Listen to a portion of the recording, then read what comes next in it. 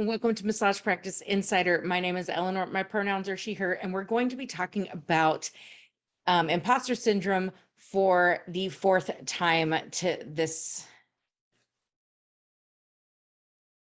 Welcome to Massage Practice Insider. My name is Eleanor. My pronouns are she, her, and today we're going to be entering part 4 of the Imposter Syndrome series. Now, today we're going to be discussing the natural genius imposter syndrome. And what this looks like is this is somebody who suffers from the type of imposter syndrome where they tend to get frustrated and when they're unable to learn something very, very quickly. So these individuals, they associate the speed of which they accomplish something with their value within and their value within their profession or within the class that they're looking at.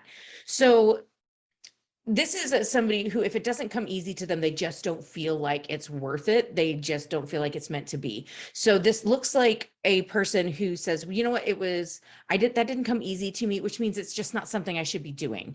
They tend to think that if they're having to struggle, that it means that they are not worthy and that they feel like they are a fraud, that they're phony, just because it doesn't come easy for when they learn something. And they don't like to be wrong and they don't like to feel like they're wrong. So if they don't get something right the first time, they tend to just kind of brush it off to the side and say, you know what, I did it once, I'm not going to even try this again. Then they are also uncomfortable with challenging themselves in something that would actually be a little bit more difficult. So then they tend to give up quite frequently. Now, this is the type of person, like you might see natural genius mixed in with the perfectionist just a little bit, especially when you have somebody who's like, if it's not easy and I don't get it perfect, then I'm not going to do it. So you can see these kind of overlap. Now, how do we overcome this type of imposter syndrome? Is the first thing we have to realize is we have to realize that we are a work in progress. We are not going to be perfect. We're not going to, and not everything is going to be easy, and not everything is supposed to be easy. And that as long as you know that you are a work in progress and that there are going to be times where things are going to be a little bit more, they're going to be a little bit more difficult, and that you mentally prepare yourself to persevere through whatever challenge you're facing. This is kind of that first start. Like, this is something I really want. This is a goal that I'm going to, that I'm really trying for. Parts of it seem really easy, but if something is not easy, my worth is not defined by the ease of which I learn it.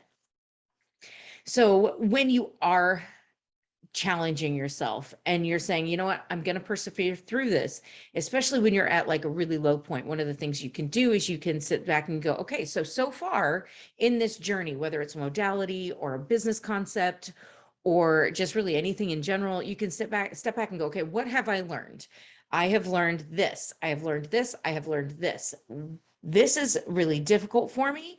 So I'm going to continue to persevere, and I'm going to continue to push through this because I've already learned this. And then every day think of, did I learn something new today? I must have learned something new today. And think of something that you learned or something that was reinforced. So you might know how to do bookkeeping, but this tedious bit about having to bookkeep for every single session that you've ever done, this is more of a what have I learned?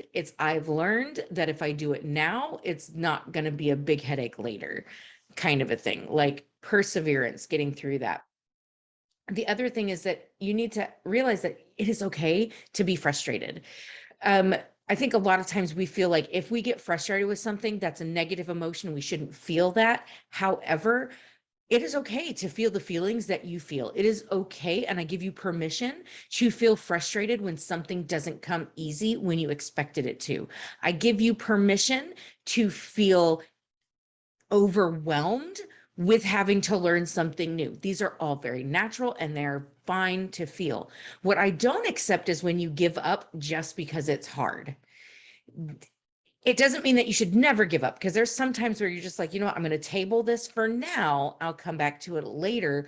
Or this is just something that I'm no longer really wanting.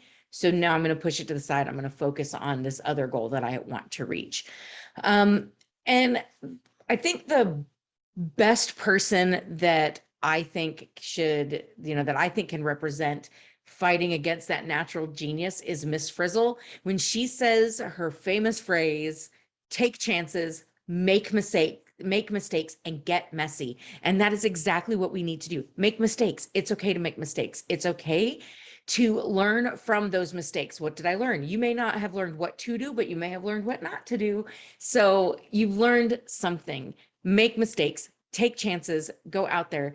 And so there's my little TED talk for based on Miss Frizzle.